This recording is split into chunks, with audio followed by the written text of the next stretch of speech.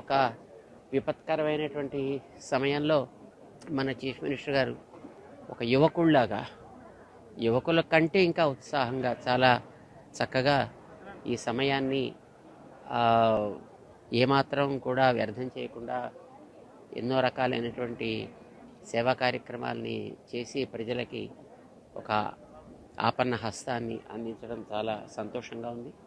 వారికి మేము ఆరోగ్యంగా ఉండాలని, ఇంకా ఇలాంటి కార్యక్రమాలు చేయగలిగే శక్తి భగవంతుడి ఇవ్వాలని మంగళాశాసనం చేస్తున్నాం.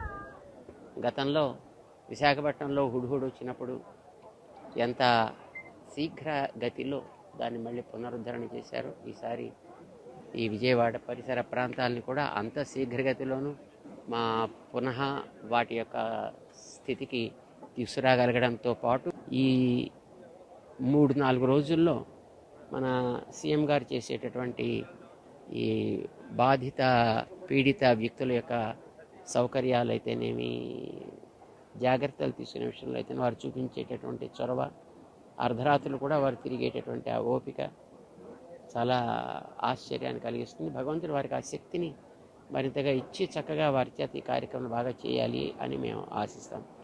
జై శ్రీమన్నారాయణ.